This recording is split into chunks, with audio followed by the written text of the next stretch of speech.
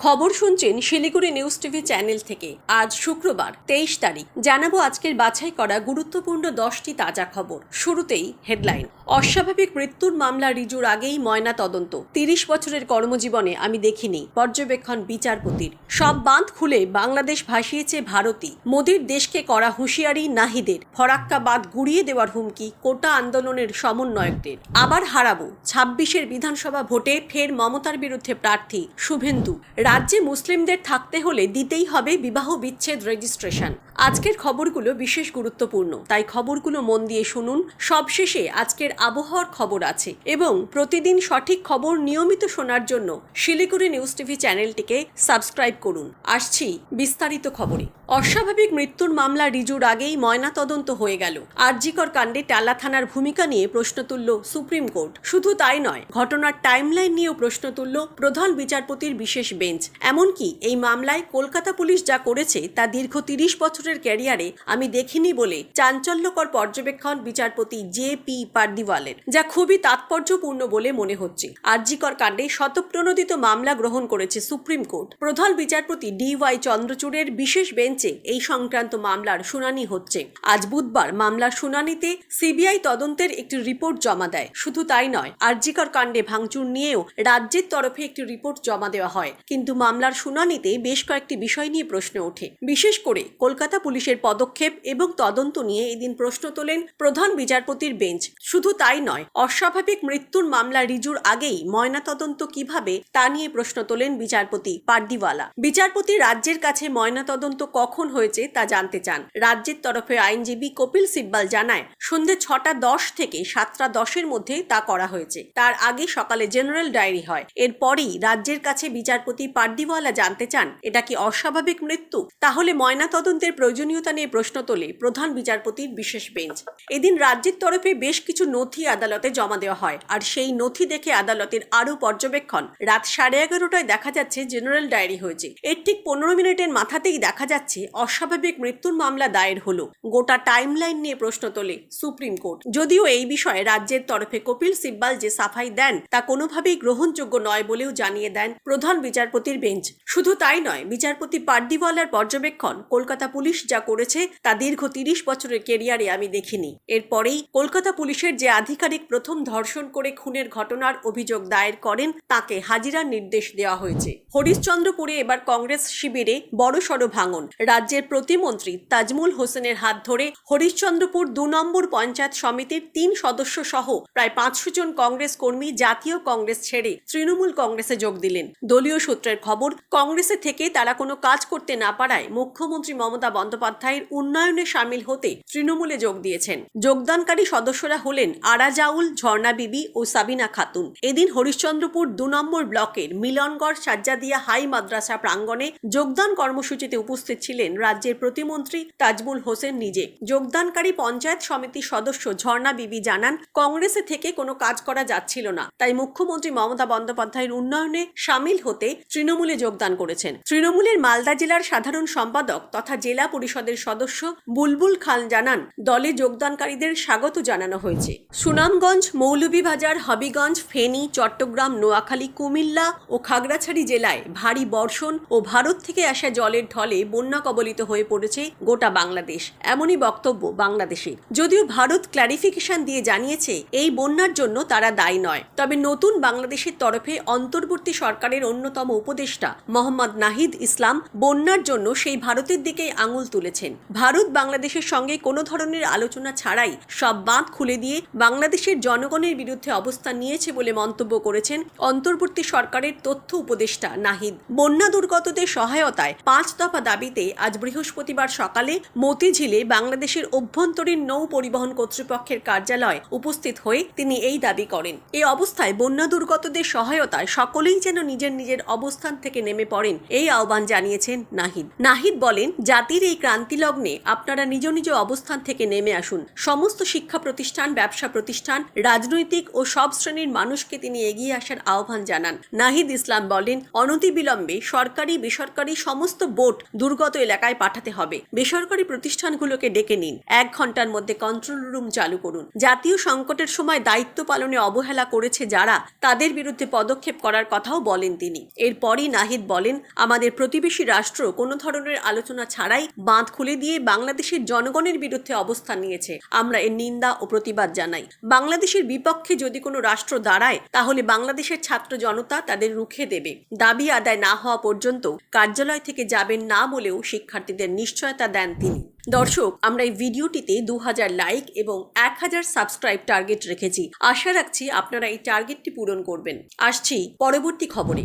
আমি আবার হারাবো। আরজিকর কাণ্ডের আবহে ফের মুখ্যমন্ত্রীকে চ্যালেঞ্জ ছুড়লেন শুভেন্দু অধিকারী। বললেন, এরপরে বিধানসভায় মমতা বন্দ্যোপাধ্যায় যেখানে লড়বে, আমি আমাদের পার্টিকে বলবো, নাড্ডাজিকে বলবো, যদি সভাপতি থাকেন বা অন্য যে থাকবে আমাকে ওখান থেকে লড়ান।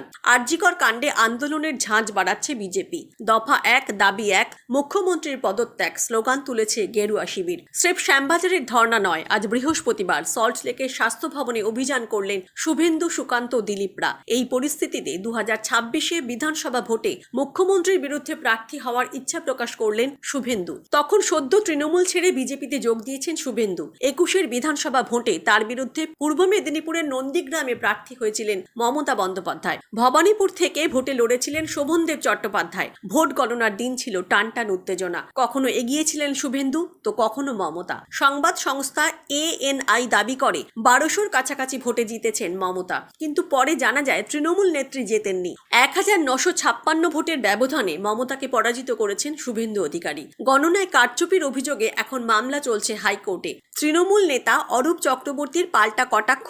গত লোকসভা ভোটের সময় শুভেন্দু অধিকারী গলা উঁচিয়ে বসেছিল। আক্কিবার 300 পার। প্রথমে বলেছিল 35, তারপর 30। তারপর শুভেন্দুর হাতে থাকা বিজেপির আমলে 18 সাংসদের বিজেপি 12তে নেমে গেল। শুভেন্দু ভালো মতো জানেন বিজেপির কেন্দ্রীয় নেতৃত্ব আগে যে গুরুত্ব দিত, এখন সেই কেন্দ্রীয় নেতৃত্ব ঘরে ঢুকতে দিচ্ছে না কার্যত। আগামী বিধানসভা নির্বাচনে টিকিট পাবেন কিনা সন্দেহ রয়েছে। এখন এইসব হাওয়া গরম কথাবার্তা বলে বাজারে ভেসে থাকার চেষ্টা করছে। পরের বার জানে মমতা বন্দ্যোপাধ্যায়ের বিরুদ্ধে দাঁড়ালে পরাজয় অবশ্যম্ভাবী। নতুন আইনে লাভ জেহাদে যাবজ্জীবন, এবার মুসলিম বিবাহ ও বিবাহ বিচ্ছেদ রেজিস্ট্রেশন আনতে চলেছে অসম সরকার। বুধবারই অসমের মুখ্যমন্ত্রী হিমন্ত বিশ্ব শর্মা জানান, শীঘ্রই রাজ্য সরকারের তরফে নতুন একটি বিল আনা হবে। বসন্ত অধিবেশনে এই বিল আনা হবে, যেখানে মুসলিমদের বিবাহ ও বিবাহ বিচ্ছেদের রেজিস্ট্রেশন বাধ্যতামূলক করা হবে। এই আইনের প্রস্তুতি যে অনেক আগেই শুরু করেছে অসম সরকার, তা বলার অপেক্ষা রাখে না। চলতি বছরের ফেব্রুয়ারিতেই অসম সরকার বাতিল করেছিল সংখ্যালঘু বিবাহ এবং বিচ্ছেদ নথিভুক্তকরণ আইন। এবার তার পরিবর্তেই আসতে চলেছে নয়া বিল। যদিও বিরোধীদের দাবি, পরোক্ষে রাজ্যে অভিন্ন দেওয়ানি বিধি চালু করার লক্ষ্যে এমন পদক্ষেপ করতে চলেছে অসমের বিজেপি সরকার। বাল্যবিবাহ রুখতে কুখ্যাত অভিযান চালানো হয়েছিল অসম জুড়ে। গ্রেপ্তার করা হয়েছিল প্রায় 3500 জনকে। এই ঘটনায় অসমের মুখ্যমন্ত্রী হিমন্ত বিশ্ব শর্মার বিরুদ্ধে সংখ্যালঘু মুসলিম সম্প্রদায়ের উপর অত্যাচারের অভিযোগ এনেছিল বিরোধী দলগুলো। এবার অসমের মুখ্যমন্ত্রী জানিয়ে দিলেন, রাজ্যে বাল্যবিবাহ রুখতে মুসলিম বিবাহ রেজিস্ট্রেশন বাধ্যতামূলক করবেন তিনি। সেই মর্মে একটি আইনের খসড়াও তৈরি করা হয়েছে। অসমের মন্ত্রিসভায় Assam compulsory registration of marriage and divorce bill নামের এই বিলটির খসড়া প্রস্তাবে সায় দেওয়া হয়েছে। বিধানসভার বসন্তকালীন অধিবেশনে এই বিলটি পেশ করা হবে। মুখ্যমন্ত্রী হিমন্ত বিশ্ব শর্মা জানিয়েছেন, এই বিলটি আইনে পরিণত হলে সমস্ত মুসলিম বিবাহ রেজিস্ট্রেশন বাধ্যতামূলক। সেই রেজিস্ট্রেশন মুসলিম বিবাহ আইনে কোনো কাজীর কাছে হবে না। রেজিস্ট্রেশন করাতে হবে স্পেশাল ম্যারেজ অ্যাক্টে। হিমন্তের দাবি, আইনটি কার্যকর হলে সে রাজ্যে বাল্যবিবাহ বন্ধ হবে। পাশাপাশি তিনি আরও জানান, শীঘ্রই বিবাহের নামে ধর্মান্তকরণের প্রচেষ্টা রুখতে আরও একটি আইন আনার কথা ভাবছে রাজ্য। দোষী প্রমাণিত হলে যাবজ্জীবন কারাবাসের বিধান থাকবে বলেও জানিয়েছেন তিনি। এছাড়া অন্তর্ধর্মীয় জমি হস্তান্তর রোধেও দ্রুত পদক্ষেপ করবে সরকার। হিমন্ত জানিয়েছেন, নতুন আইনে সব বিয়ে রেজিস্টার রেজিস্টার করা বাধ্যতামূলক, কিন্তু 18 বছরের কম বয়সী কারো বিবাহ রেজিস্টার করা যাবে না। সরকারি সূত্র বলছে এই পদক্ষেপ করা হচ্ছে মূলত বাল্য বিবাহ বন্ধ করা এবং সমস্ত বিবাহকে আইন সিদ্ধ করার জন্য। হিমন্ত আরও জানিয়েছেন এটা প্রাথমিক ধাপ। আগামী দিনে উত্তরপ্রদেশের ধাঁচে অসমেও লাভ জেহাদ রুখতে কড়া আইন আনা হবে। তাতে লাভ জেহাদি দোষী প্রমাণিত হলে যাবজ্জীবন কারাবাসের আইন থাকবে। এখানেই শেষ নয়, আগামী দিনে ভিন্ন ধর্মে জমি বিক্রি বা দান করা রুখতেও নতুন আইন আনা হবে। প্রধানমন্ত্রী মোদীর ইউক্রেন সফর প্রসঙ্গে ইউক্রেনের প্রাক্তন প্রধানমন্ত্রী ইউলিয়া টিমোশেঙ্কো বলেছেন, প্রধানমন্ত্রী মোদী আমাদের জন্য একজন কিংবদন্তি ব্যক্তি। আমরা জানি যে তিনি ভারতের জনগণের জন্য কত ভালো কাজ করেছেন।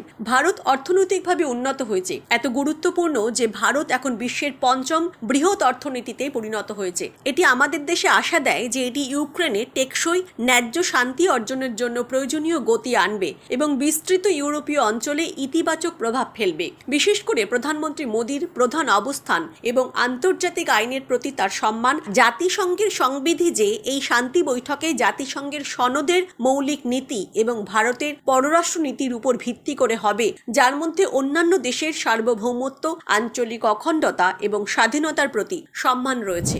উত্তরবঙ্গের একাধিক জেলায় হালকা থেকে মাঝারি বৃষ্টির পূর্বাভাস দিচ্ছে আলিপুর আবহাওয়া দপ্তর। আগামী 27 আগস্ট পর্যন্ত দার্জিলিং সহ উত্তরবঙ্গের সব জেলায় হালকা থেকে মাঝারি বৃষ্টির সম্ভাবনা রয়েছে। আবহাওয়া দপ্তর সূত্রে জানা গিয়েছে, দক্ষিণ 24 পরগনা, বীরভূম, নদিয়া, মুর্শিদাবাদ জেলার বেশ কিছু অংশে ভারী বৃষ্টি হতে পারে। শুক্রবার দক্ষিণ 24 পরগনা, 2 মেদিনীপুরের কিছু অংশে ভারী বৃষ্টি হবে। শনি ও রবিবার দক্ষিণ 24 পরগনা, 2 মেদিনীপুর, ঝাড়গ্রামে ভারী বৃষ্টি হতে পারে। আজ থেকে 27 আগস্ট পর্যন্ত কলকাতা সহ দক্ষিণবঙ্গের প্রায় সব জেলায় হালকা থেকে মাঝারি বজ্রবিদ্যুৎ সহ বৃষ্টি চলবে। আজকের খবর এই পর্যন্তই। পরবর্তী খবরগুলো সবার প্রথমে শুনতে শিলিগুড়ি নিউজ টিভি চ্যানেলটিকে সাবস্ক্রাইব করুন। ধন্যবাদ।